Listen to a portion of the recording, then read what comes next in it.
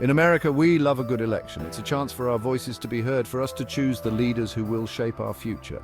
Every vote matters. But when it comes to picking our president, things get a little complicated.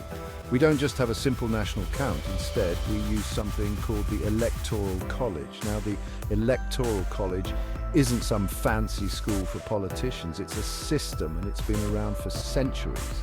It's how we decide who gets the keys to the White House. But the big question is, does it really reflect the will of the people? So, how does this electoral college thing actually work?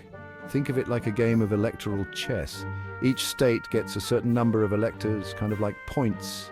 These electors are usually chosen by the political parties. The candidate who wins the most votes in a state usually gets all of that state's electoral votes. Here's the catch: you need at least 270 electoral votes to become president. It's like winning enough states to conquer the electoral map. But here's the kicker: a candidate can win the popular vote, meaning more people voted for them across the country, and still lose the election because they didn't snag enough electoral votes. Yeah, it's happened, and it can cause a whole lot of controversy. The Electoral College has a knack for keeping things interesting. There have been a handful of times when the candidate who won the popular vote didn't end up in the Oval Office. Back in 2000, Al Gore learned that lesson the hard way. He won the popular vote against George W. Bush, but Bush clinched the presidency because he won the electoral battleground. Fast forward to 2016, and we saw it happen again. Hillary Clinton won the popular vote by a significant margin, but Donald Trump secured the presidency by winning the Electoral College. These instances sparked fierce debates about the fairness and effectiveness of the Electoral College. Section 4, a system under fire. The Electoral College isn't exactly the most popular kid in school these days. Critics argue that it's outdated, undemocratic, and gives too much power to swing states, those states that are up for grabs in an election. They say it undermines the principle of one person, one vote, which is kind of a big deal in a democracy, wouldn't you say? Think about it.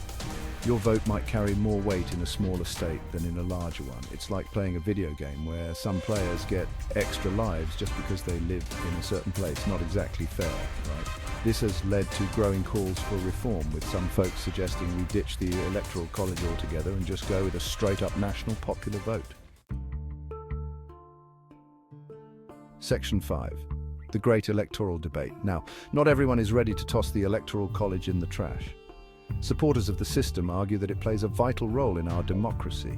They say it forces candidates to campaign across the country, not just in big cities or densely populated areas. They argue that it protects the interests of smaller states, preventing them from being drowned out by the voting power of larger states. It's a classic battle of perspectives: tradition versus change, fairness versus representation. The debate over the Electoral College reflects a fundamental question about the nature of American democracy. Should we prioritize the will of the majority, or should we ensure that all voices, even those in less populated areas, are heard? Section 6. Reforming the vote, possibilities and challenges. So, what's the solution? How do we fix this electoral puzzle? Well, there are a few ideas floating around. One option is to keep the Electoral College, but tweak it a bit. Some folks propose a system where electoral votes are awarded proportionally based on the percentage of the popular vote each candidate receives in a state. Others suggest a national popular vote system, where the candidate with the most votes nationwide wins, regardless of the electoral map. Of course, any major change to the US election system would be a big deal. It would require amending the Constitution, which is no easy feat. But as we move towards the future, the conversation about the Electoral College and the best way to ensure fair and representative elections is likely to continue. After all, the future of American democracy might just depend on it.